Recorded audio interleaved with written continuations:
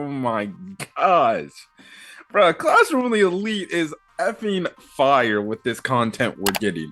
Holy crap. I did not expect this episode, especially the last 5 minutes of the episode. Yo, let's be honest. I was not expecting that end to the last 5 minutes of the episode. Because I'm watching the episode, I'm like, they're playing the ending song and everything, but we got still 17, 16, 15, or 15, 16, 17 minutes left in the episode to go before the episode's over with. And I'm like, something's gotta happen and something like that. And then that whole ending sequence, I was just like, oh crap, this freaking we get Kushida exposed for who she really is. I guess her other name is I guess Kikyo is her first name, I guess. Kikyo Kushida. What is it? Which, that whole situation, she reveals herself the evil freaking two-timing bitch she is.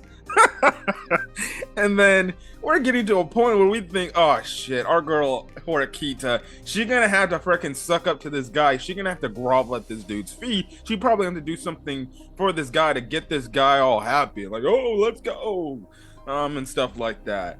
And then all of a sudden we find at the end, apparently somebody caught them in the act, and they're the one being played, so now they can use this evidence as freaking blackmail. Apparently there's a traitor amongst them, so it's very interesting to see where this shit is going. But this was a damn good episode of Classroom Elite. I didn't expect Monday to start off with some fire content, because Monday's the typical slow day and everything, and then this time I actually remembered to watch Classroom the Elite early this morning. I was watching Bleach stuff, and I'm like, wait, Classroom the Elite's out. I gotta check Classroom of the Elite out first, see what's going on with this sports festival stuff. So, pretty much the episode kind of starts off with Horikita trying to do her best to get Sudo to rejoin the class and help them out in the sports festival. And pretty much she listened to Ayanokoji's advice, and she just used this guy, and she's pretty much using Sudo because we already know Sudo likes Horikita. You would think, oh, a girl being able to use a guy, typically girls go around, and I'm not saying every girl, so if there's any girls that check this video out, I'm not saying you do this all the time, but typically when it comes to these drama shows, whether it's animes and stuff like that, when you have these girls that are using guys, they typically play the oh, but you're so big and handsome and cute, and I know you can do it. I believe in you. I've always believed in you this entire time, and stuff like that. Well, she does in a way. In a way, she does say she believes, but she says in a way they're alike. The fact, because we get some explanation of the fact that Sudo's life, his regular life, he's completely different from his parents. He calls his parents trash and everything. His parents don't really look at him I guess as a valued member of their family or something like that. So that's where Horikita pretty much can relate to him in a way. And she uses the whole thing of telling him about her brother, the fact that they're actually related, and that her brother really pays no mind to her and stuff like that, and she wants to do whatever she can within her power to reach her brother. So in a way, she's using the brother thing to I guess in a way use him to inspire him. And now in a way, she's got Sudo wrapped around her finger, like we see Ayanokoji got pretty much half this freaking class in terms of all the girls in the class wrapped around his fingers and stuff like that. And yeah, but that was a nice scene right there. So it made complete sense that I guess you could say I'm not Kushida, frick. Kushida is that type of girl that would do something like that. Horikita is that type of girl that wouldn't be the whole she suckers up to her. Hold on a quick second, guys. Yeah, Horikita's not that type of girl that would she wouldn't sucker up and be the typical cutesy girl, because that's not within her character. That's absolutely out of character. She's more of a serious character than anything. So I like the way that she managed to find a way to use Sudo to her advantage, and pretty much that's kind of the thing. Ayanokoji, he pretty much figures out all of Kushida's plans, and he kind of exposes it, and exposes her and kind of captures her in a trap because he pretty much said like, you're the one that leaked out the information to Class C, didn't you? You made sure to take pictures and send it to obviously we know it was Ryuin to do it. And it pretty much countered all the bad strategies and stuff like that. So yeah, now Kushida is trying to play her way out of this situation, but Ayanokoji is like, listen, because I think she makes a mention of like, well, you could have just kept the whole like paper hidden the entire time and stuff like that. And he's like, yeah, but at the end of the day, you probably would have still found a way to get that information, and stuff like that. And also too, I can just go to the teacher to ask to see whoever checked out the form, the participation form on the sheet, and pretty much, that's when she's like, now she's saying this in her QT persona. What we see in the end of the episode, that's not her QT persona because she ain't trying to be like that in public and stuff like that. And she's pretty much like, oh really? Oh, it's funny. You do know if you tell anybody about this situation, I can just go show you the whole shirts incident from season 1 where she forcibly grabbed his hand and had her touch her boob, pretty much to say, well, guess what? I won't get this shirt washed so they can see or track your evidence and see that you touched me, then you assaulted me in a way. And stuff like that. And she pretty much said, she's pretty much using that threat and everything. And obviously Ayanokoji's like, well, of course, I'm not gonna freaking tell you. I'm not gonna freaking tell them. I'm just saying, and stuff like that. And she's like, well, good. At least just to stay in the right mind of your place and stuff like that. And then that's when we kind of get the understanding of what her main objective is, what her main goal is, and that's what Ayanokoji brings up to light. And he's like, so what is the problem with Horikita you have? And now, the thing is, we apparently find out in this episode, Kushida has some sort of motive or some sort of reason on doing what she's doing to Horikita to get her expelled, because she just doesn't like her for some reason. They kind of explained it a little bit, but not really much. We don't ultimately get that like true reason on why she doesn't like Horikita, but she just doesn't like people that are pretty much smarter than her, I'm guessing, and stuff like that. Again, correct me in the comment section if I'm wrong about this whole situation. But she pretty much says, yeah, I'm just trying to get her expelled pretty much because I don't like the fact that she could potentially foil my plans, and she's very smart and she could get it in a way and become a problem for me. So I don't really want her to be a nuisance to me in the future. So I want to get her expelled for that reason. And then and Kushida's like, you know what, too? I'm gonna actually get you expelled as well. You just made the list, pretty much. That's a Chris Jericho reference from wrestling and stuff like that. She pretty much she's like, you just made the list, Ayanokoji. Now I want you expelled before I help anybody want to surpass anybody in our class want to get to class A level and stuff like that. And I'm like, I'm watching the episode, I'm like, I'm not shocked that you would take this freaking approach, and stuff like that. So yeah, that's kind of the whole thing there and everything. So we have Sudo return because the whole thing at the start of the episode where Kid is like, I'm gonna wait for you till you come back, and then he ends up coming back, and he's like, I can't believe you actually freaking did this, and stuff like that. So they come up with this whole group plan and everything to do this relay race and stuff like that.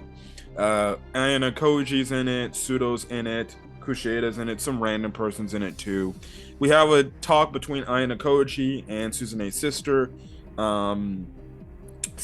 brother, the president, and pretty much it's kind of a thing of, I guess I would say them kind of understanding a little bit, or I guess you could say the president, Horikita's brother, understanding Ayanokoji a little bit more and stuff like that. So they have a interesting race, and Ayanokoji is a fast MFer. He is a fast MFer. He was actually holding his own, which, funny enough, I have a feeling like he could have ran faster than that. We know Ayanokoji to play down to the fact that he has clear strengths. Not only the fact that he's smart, he's probably actually fairly good athletically. So he probably is actually faster than what he showed, because we find out like, oh, apparently the president ended up beating him and stuff like that. But apparently. But I just have a feeling it's an Ayanokoji's character to be like he's a character that holds back and stuff like that, which was funny because the other classmates were like, "I didn't know you were that freaking fast, man. I guess you're more athletic than I thought you were." And he's like, "Oh, come on." Horikita gives him a punch. He's like, "Yeah, because you're a fucking liar, pretty much." And he's like, "But why would you do for that to somebody that freaking had to give out everything just a race?" Which was absolutely funny. The girl he's using, Kay, she's like, "I didn't believe you were that. I couldn't believe you were that fast." And stuff like that. So it was a funny scene. It's one of those things. It was like that one episode when he showed how strong he was, how much the entire class was like, "Shit, man, you're actually freaking good athletically. What you ain't telling us, my brother?" So yeah, and then we get the end of the episode. So this is the end of the episode. Now we end up finding out that Class D ended up losing regardless. But still, they got a fairly positive result because other teams still lost points, and as a whole, their team pretty much, I guess, did fairly good. So, hey, good for them. Good for them. But the whole thing at the end of this episode, which just like it makes this episode, like I said, I'm like, okay, the ending song's playing, but we still got like 4 or 5 minutes, 5, 6 minutes left in the episode. I'm like, what's gonna happen? So you get the thing where Suzune tells Ayanokoji, "Well, I'm gonna have to go deal with something that I have to deal with, and that's gonna be a problem within itself," and stuff like that. We just have to keep trotting on as the problems go awry and stuff like that. So yeah, I'm like, okay. So then we get the scene to where she confronts Ryuen, and stuff like that. And I'm like, oh shit, here's the scene where this dude's gonna force her to pretty much grovel at his feet and say these probably detestable things. And we see Kushida's there, and she's like, okay. Or Horikita's like, okay, before we get this shit started, listen, what the hell is your deal? Come out now, show me who you are. And obviously, Kushida's like, huh? You're talking about me? And he's like, yeah. And she's like, yeah, I'm talking about you. And of course, you see the typical sign where it's like, huh? Yeah.